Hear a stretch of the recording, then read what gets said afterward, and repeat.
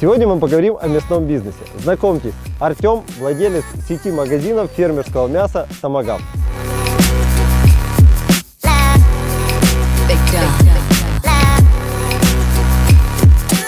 Идея мясного бизнеса в Украине началась не так давно.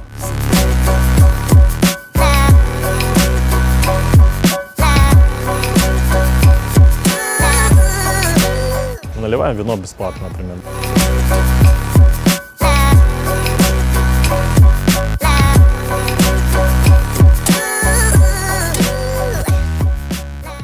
Привет! Сегодня мы поговорим о мясном бизнесе. Знакомьтесь, Артем, владелец сети магазинов фермерского мяса «Томагавк». Привет, Леш. Привет. Первый вопрос, самый банальный. Как к этому пришел, почему мясной бизнес, что понравилось в нем? Идея мясного бизнеса в Украине началась не так давно. Магазины у дома, так сказать, мясники у дома стартовали в 2016 году, и первые магазины были открыты на Печерске. В то время мои партнеры, которые были первооткрывателями магазина, самого первого магазина, тогда я с ними еще не был, очень радовались тому, что возле них открылся магазин, в который можно прийти, выбрать любое мясо, потому что там был самый широкий ассортимент, и с удовольствием перепробовать разные рецепты его приготовления. Вот. Со временем они переехали в Бучу. Буча — это город возле Киева. Несмотря на то, что они медики, подумали, а не попробовать ли им то же самое, создать такую же классную эмоцию, которую они получали там в центре Киева, здесь, в регионе. Таким образом, они создали бизнес-план, поняли, что в Буче достаточно количество клиентов, достаточно количество потребляющих мясо, то есть меньше веганов и всего такого. Вот, и решили запустить свой первый магазин именно в этом городе. С такого стартовала идея, то есть с эмоций того, что ты можешь не ездить на рынок, просто спуститься вниз, и на протяжении 2 кварталов ты уже найдешь классный магазин мяса с полным ассортиментом. Направленность нашего блога – это те люди, которые планируют открыть бизнес. И всегда очень интересный вопрос и огромное количество запросов в интернете о том, как сделать бизнес-план, с чего начать. Как это началось у тебя? Ты составлял огромный бизнес-план, просто написал маленькую концепцию. Как это у тебя происходило? Но опять же, для того, чтобы создать бизнес-план, у тебя должно быть, постичь какая-то эмоция, или у тебя должно быть такое желание внутри что-то сделать. Вот. Когда ты имеешь желание создать какой-то бизнес, ты уже начинаешь думать, с чего бы тебе начать. Все начинается с того, что ты собираешь информацию по рынку об аналогичных бизнесах, собираешь информацию, что нужно сделать для того, чтобы открыть, какой фуд-кост, какой стоимость открытия этого бизнеса, и потом начинаешь предполагать, какие у тебя будут продажи, и делаешь некую экономическую модель того, как ты представляешь, что твой бизнес будет работать. Вот. Если оно все складывается, то есть тебе нравится, чем ты будешь заниматься, и тебе нравится, какие показатели будут выходить твой первый бизнес, в принципе, это все верстается в так называемый бизнес-план. Вот. И потом люди консультируются обычно с теми, кто уже есть такой бизнес, а выгорит ли или не выгорит их идея. Исходя из того, что ты сказал, нужны цифры. Можешь хотя бы приблизительно сказать, с какой суммы можно начинать открывать минимальный мясной бизнес? Бизнес «Томагавк», например, начинался с суммы $10 000, плюс-минус. Вот, поэтому в эту сумму входил ремонт помещения, в эту сумму входила закупка оборудования, первая закупка всего мяса, в эту сумму входило затраты на открытие, на некий ивент, который говорил о том, что вот мы открылись, вот магазин мяса, вот вам вино в подарок, вот попробуйте плов и так далее и тому подобное. Но в принципе главное, чтобы у тебя была идея и ты ей горел, а сумма это может начинаться от 10 и больше долларов. Насколько я понимаю, у тебя не было опыта в мясном бизнесе до того, как ты его открыл. Рекомендуешь его иметь или лучше можно и без опыта? У меня не было опыта, но у меня было ощущение, что люди, которые приходят в магазин «Томагавк», получают новые какие-то знания о мясе. Первый этап – это ты начинаешь различать говядину либо свинину. Потом ты начинаешь понимать, что там ошеек или вырезка подходит для шашлыка. Вот. Дальше третий самый этап, уже такой высший этап. Ты уже понимаешь, откуда какие части, что ты с них сможешь сделать, как делаются ребра. Вот. И переходишь, например, на стейковую группу, которая сейчас начинает более и более набирать популярности, потому что появляется более качественный продукт, качественнее даже, чем американское мясо в некоторых случаях. Часто у людей возникают вопросы, когда открывают бизнес. Это о том, контролирующие органы, особенно у вас ниша еды, там санэпидемстанция. Было ли у вас такое, как проходят проверки, кому нужно отчеты сдавать, как это все происходит? Наш магазин имеет все разрешения, имеет все документы для того, чтобы проверяющие органы как бы не имели никаких претензий. Но были некоторые случаи, что они приходили, просто интересовались документами. Даже недавний случай был, когда приходили из Держпраці. Это вот самый злой контролирующий орган, который может выписать штраф по 190 тысяч гривен на одну неоформленную персону. Когда я открываю лавку, которая занимается мясом, мне нужны юрлицо и какие-то разрешения или просто юрлицо. Что нужно? Первично нужно хотя бы иметь ФОП. На этот ФОП ты можешь оформлять как магазин, так договор аренды, так и всех людей, которые у тебя работают. Так же самое, как и мясника, все санкнижки, медицинские книжки. Весь персонал для одного магазина может быть оформлен на ФОП. Так же самое, как в принципе для 2, 3, 4. Но дальше уже тебе понадобится другое юридическое лицо, которое позволит тебе работать с большими оборотами. Ну, потому что у ФОПа есть ограничения по входящим деньгам. ФОП может на себя накопить максимум 1,5 миллиона гривен. Как я вижу, у вас концепция, вы по небольшим ЖК под Киевом, ну или по небольшим городам, вы делаете вот магазин у дома. Как ты считаешь, это идеальный формат? Где лучше открывать магазин? То есть, может, в центре Киева тоже будет интересно. Что посоветуешь? Ну, я шел, исходя из потребностей людей. То есть философия моего бизнеса – это повышать культуру потребления мяса. То есть вы не просто заходите в магазин и покупаете там то или иное мясо, а вам могут рассказать, что с каким куском мяса можете сделать, что приготовить, куда оно используется, куда оно не используется. Мы к этому мясу можем порекомендовать соусы, которые тоже сами выпускаем, сами варим и сами поставляем в свои магазины. Первое – это философия. Второе – сама концепция магазина называется «Мясник у дома».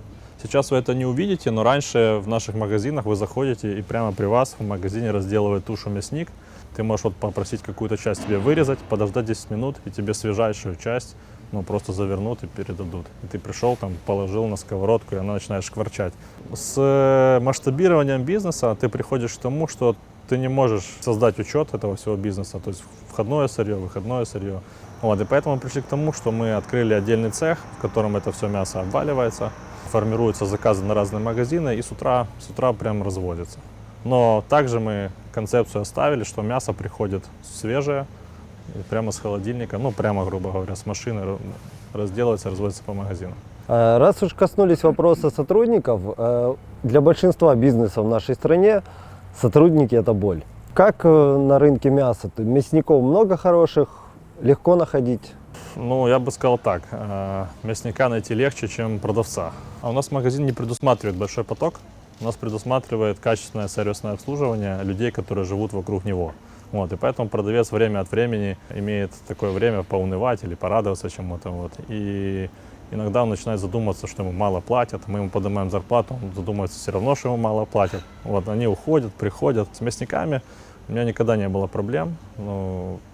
Всегда находился мясник, но хорошие качественные продавцы, вне зависимости от того, сколько ты им платишь, требуют к себе постоянной работы над сервисом, постоянно какого-то обучения, постоянной мотивации, чтобы они продавали то или иное мясо, правильно доносили до людей рецептуры, правильно им подсказывали. Ты зашел в магазин, и концептуально тебе столько предложили нового, столько рассказали нового, что ты уже покупаешь не продукт, а ты уже покупаешь целую философию. А какими инструментами вы реализуете обучение? Это скрипты, это школа, это личное обучение? У нас очень грамотный, если касательно мяса, то у нас очень грамотно все написано на сайте. По каждому кусочку, откуда он пришел, от какого фермера, для чего он используется, какие рецептуры могут быть. Так же самое по соусам, так же самое по всем продуктам, которые мы продаем. То есть первое обучение происходит через сайт наш. Второе обучение, у нас есть чек-листы того, что должен сделать продавец с утра и как он должен закончить день вечером. Вот. И третье обучение – это что должен продавец сделать, когда вошел клиент. Например, он должен улыбнуться ему, он должен поприветствовать, он должен предложить ему какой-то товар. Он не должен ждать, пока клиент ему тыкнет пальцем и скажет: мне вот столько-то, такое-то мясо с такое-то количество грамм. Он должен с клиентом иметь какой-то диалог для того, чтобы доносить ему эту философию о том, что вы покупаете не просто продукт, а вы покупаете что-то новенькое каждый раз, когда вы заходите в томагавк. Насколько я понимаю, основной посыл, вы продаете не только мясо, но вы продаете и эмоцию, которая связана с этим мясом. У меня к тебе вопрос. Как вы этого достигаете? То есть доп. Услуги, доп. Специи я видел у вас, в хлеб. Как вы делаете эту эмоцию? Мы сделали очень много всего. Например, возьмем, шашлыки, да, всеми любимые шашлыки. Мы задумались, что можно дополнительно людям сделать для того, чтобы им было удобно. Как раньше шашлыки делали. Ты вставал в 7 утра, ехал на рынок, выбирал мясо, шел обратно домой, ложился спать, вставал еще раз, начинал его резать, мариновать, и вот там к 4 часам вечера ты готов с друзьями идти жарить шашлыки по-правильному. По неправильному ты приходил в супермаркет, брал бидон с этим мясом замаринованный, черти знает откуда, вот, и шел жарить шашлыки. Вот, мы сделали следующим образом. Мы мясо прямо в магазине нарезаем, и у нас есть подготовлены 3 вида маринадов на основе натуральных ингредиентов, которые ты можешь выбрать к тому или иному мясу. Берешь пакетик, насыпаешь туда нарезанное мясо, заливаешь туда маринад, закрываешь его и идешь домой. Ну, то есть мясо точно свежее, раз, тебе не надо никуда идти на рынке, просыпаться, вот сколько это все такое. Маринады точно свежие, они 10 дней хранятся. Вот, ну, пакет, как пакет обычный, да. Ну и лук, если надо, кто любит с луком свинину, то мы лук тоже дорезаем. Но магазин Томагавк тебе позволяет ускорить время приготовления к пикнику, ну, там, в разы. То есть, грубо говоря, за час ты готов с друзьями идти на пикник. Также мы в этом году добавили все абсолютно. Угли, пелеты, мангалы, шампура. Короче говоря, если у тебя вообще ничего нет, ты голый босс и зашел в Томагавк, то ты уже выходишь с полным набором классного мяса. Тебе предлагают классные соусы, которые, в принципе, не изготовляются на Украине. Это уникальные рецептуры самых популярных соусов мира. Вот. Ты готов раз и прийти и удивить друзей на пикнике. То есть основная концепция — это комплексный подход, то есть все, ну скажем так, шашлык под ключ.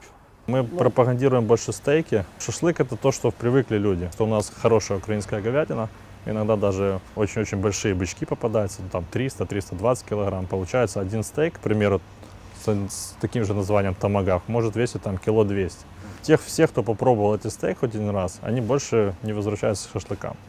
Вот. Но для того, чтобы первый раз получился нормально, мы даже даем рецептуру того, это в рецептуре написано шаг за шагом, что вы должны делать, если у вас мангал, если у вас газовый гриль, если у вас там тефалевская эта штука, чтобы его не испортить. Потому что когда клиент его испортит один раз, он потом уже не верит в стейки, не верит в их качество и обвиняет в этом, ну, как обычно, не себя, а магазин, да. Все, кто правильно приготовил стейк, там, мы еще рекомендуем использовать специальный соус, называется Jack Daniels. Это такой карамелизированный лук с добавлением виски, вот, который дает небольшую сладость, но ни в каком случае не перебивает сам вкус мяса. Не так, как кетчуп ты залил, и ты уже не чувствуешь, что ты там ешь сапог или мясо, ну, такое. Как я услышал от тебя, у вас есть несколько групп. А можешь по поводу вот популярности, желательно в процентах, там, допустим, 30% приходится на шашлыки, 20% на стейки и 50% просто на мясо. То есть какие группы и по популярности, какие самые популярные? Самая популярная группа — это свинина и курица. Курица-филе и свинина там разные, ну, короче, весь набор свинины. Менее популярные, которые меньше покупают, это говядина. Вот. И последняя группа — это стейки. Еще раз повторяю, если у тебя качественный стейк, тебе нужно просто донести об этом человеку, рассказать ему, как приготовить, и он к тебе вернется. То есть самая большая популярная группа — это курица-филе, обычно для детей, там, для взрослых, с ней очень легко обращаться. Сейчас там также есть филе индейки, тоже начинает набирать популярность. Вот. Свинина, а потом говядина уже идет. Потом кроли, там, стейки и все остальное. А где вы это все покупаете? Как вы контролируете качество? То есть кто ваш поставщик? Ну смотри, у нас поставщики — это мелкие фермерские хозяйства, кроме некоторых видов свиней. Есть домашняя свинья, там, где есть сало, а есть заводская свинья, там, где она выращена в условиях завода, там меньше сала, больше мяса. Вот. Мы комбинируем домашнюю свинью и заводскую свинью, все остальное, говядину, кролики, курицу, мы покупаем в мелких либо средних фермерских хозяйствах. А есть какие-то, может, лайфхаки, как сэкономить, как договариваться с этим поставщиками? Да? Нет. Практически все мясо всеми людьми, которые его реализуют, покупается по плюс-минус одной и той же цене. Плюс-минус 2 гривны. Даже самый крупный оптовик покупает мясо, ну, грубо говоря, на гривну за килограмм дешевле, чем я. Ну, то есть цена формируется только большими сетями, типа Сельпо, и это все продается на аукционном типе, и потом все отдается уже, ну, и цена уже сформирована вот этими большими закупщиками, передается на рынок. И так каждую неделю, оно меняется буквально каждую неделю. Плюс-минус 2 гривны, там, 3 гривны, 5 гривен. А ты говоришь по поводу аукциона. Это какая-то площадка в интернете? Где это? Что это? Нет, это типа тендера внутреннего какого-то, да, на который большие мясокомбинаты выходят со своими предложениями, вот, и на этом тендере участвуют уже разные сети, ну, типа Сельпо, Метро, ну, вот эти вот большие-большие DIY-магазины. В любом бизнесе очень важен учет. Пользуетесь ли вы CRM-системой, у вас какие-то внутренние отчетности? Как это у вас происходит, как вы все считаете? У нас поставлена система учета, созданная украинцами, называется Workabox. Вот. Все мясо в тушах, которое заходит в цех, принимается на учет в тушах, то есть в килограммах. Потом оно все обваливается и принимается уже по килограммам, по отдельным частям, ставится на приход. И в конце смены оно все расходуется через планшеты, грубо говоря. Мы всегда видим, там, какой остался на конец дня остаток на том или ином магазине, либо он на цехе лежит. Но мы к этому пришли не сразу. Я, грубо говоря, стартовал запуск учетной системы в июле, и в апреле с помощью жестких мер она заработала. Ну, имеется в виду, что она и так работала, но постоянно были какие-то ошибки. Постоянно продавец вместо того, чтобы продавать правильную группу товара, может другую класснуть. Постоянно мясник может что-то забыть, завтыкать. Пока всех людей вот приучишь к тому, что ты принял мясо без документов, ты его там не обваливаешь. Ты отдал мясо без документа, ты его не отдаешь. Я когда-то был причастен к ресторанному бизнесу. И насколько я знаю, есть вот процент. Допустим, вы получили тушу 100 килограмм, а из нее мясо получится меньше. У вас тоже такое есть? Есть, да. И какие проценты? Ну, я беру примерно около 2% на то, что стечет кровь, ну, стечет вода, какая-то жидкость. В курице это может быть 3-5%, потому что обычно филе уже дают с какими-то там примесями воды. Когда вы обрабатываете мясо, вам же нужно какое-то оборудование. Как дорого оно стоит, что это? Это набор ножей, стол, не знаю, штанга, на которой висит туша и мясник. В принципе, все. А плюс-минус стоимость? Этого всего? Да. Ну, 1016, наверное. По своему опыту знаю, что иногда ты, когда начинаешь бизнес, покупаешь что-то дешевое. Здесь лучше экономить, либо наоборот? Нет, здесь покупается все профессиональное. То есть профессионально, столы нержавеющие, ножи профессиональные, которые ты просто затачиваешь каждый раз перед тем, как обваливаешь мясо. Как я понимаю, у вас магазины привязаны к геолокациям. Каким образом вы делаете маркетинг? Как вы завлекаете к себе клиентов? То есть, ну, я понимаю, что качественный сервис. А что еще? Ну, из маркетинговых инструментов мы используем следующее. У нас есть Facebook, у нас есть Instagram. Иногда мы разносим флайеры, флайеры по новым локациям, если какой-то собираемся сделать ивент. Ивент это может быть Новый год, это может быть открытие новой точки, это может быть какой-то день рождения томагавка. Вот. На этих ивентах пользуемся всеми инструментами. Вот. А так обычно о нас рассказывают соседу, там, другу или еще кому-то. Вот. И таким образом происходит продажа. Особой рекламной кампании у нас не было до сих пор. А приблизительный бюджет вот таких ивентов, то есть это там небольшие суммы, там 1000 гривен или это что-то масштабное? Есть бюджет рекламы, да, он может быть составлять там $20, да, за один день. Вот. Есть бюджет самого ивента. Мы на ивенте обычно там наливаем вино бесплатно, например, да, это сколько там бутылок уходит бесплатно. На пути твоего открытия 100% были ошибки или вещи, которые, ну, ты бы не делал? Ну, самая яркая ошибка – это открыться не в том месте. Ну, то есть это на самом деле она такая банальная, я бы сказал, ошибка. У нас был один магазин, который мы открыли, и потом через пару месяцев закрыли. Там были очень хорошие условия, там арендодатель делал ремонт за свои деньги, там мы завозили только свое оборудование, ставили. Короче, мы тратили туда по минимуму, но, к сожалению, это место было не на пути следования людей домой. Но люди настолько ленивые, настолько любят делать так же самое, как они привыкли, то есть вышел и пошел по одной и той же дороге, что, в принципе, приучать за свои деньги их заходить в твой магазин, но довольно дорого. Очень тщательно выбирайте место и очень тщательно изучайте повадки людей. Как они ходят к себе домой, например. Да? Чем больше людей проходят через это место, тем вероятнее всего там нужно открывать свою точку. Может, еще какие-то ошибки, возможно, непредвиденные ситуации. Что у вас было еще в истории? Вот ты спрашивал про учет, когда его не было. Вот. Я заметил, что пока не было учета, весь персонал был доволен и счастлив. Я не говорю, что они что-то брали или не брали, я это не отслеживал. Но как только начинали затягиваться гайки и ставиться под учет продукцию, ну, на моей памяти 3 человека уволилось. Ну, видно, им что-то уже не нравилось тому, к чему мы привыкли. Вот. Также были такие смешные случаи, когда вскрывали дверь, и у нас в магазине нечего унести такого. Просто забирали ноутбук, который стоит там 4-5 тысяч гривен. Какие самые бесполезные траты у тебя были на пути открытия?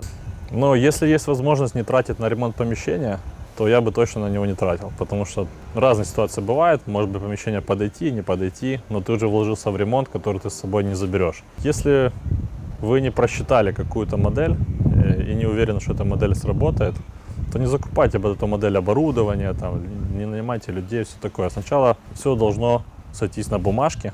Вот. Если оно уже на бумажке как-то сходится, то, скорее всего, оно сходится в жизни. Если у вас сходится это все на ощущениях, типа, да, наверное, людям это нужно, то вряд ли, скорее всего, нет, чем да. То есть вы должны точно убедиться, что это нужно, убедиться в том, что это вам выгодно, и тогда уже тратьте деньги в это направление. А по поводу оборудования, ты рекомендуешь сразу закупаться, либо в аренду можно что-то взять? Как это у вас? По поводу оборудования есть два пути, которые я исследовал. Первый путь — это ты берешь в кредит, и потом потихонечку выплачиваешь этот кредит с прибыли магазина. На второй путь — это ты покупаешь все сразу за свои деньги, ты выигрываешь наверное, 40% ты выигрываешь в себестоимости.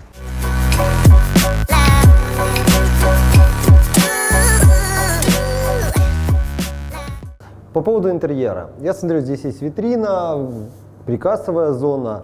Есть какие-то секреты, как разложить мясо, как расставить специи, либо вообще по поводу дизайна, что ты скажешь, как его оформлять в свой магазин? Мы в Томагавке придерживаемся такой концепции.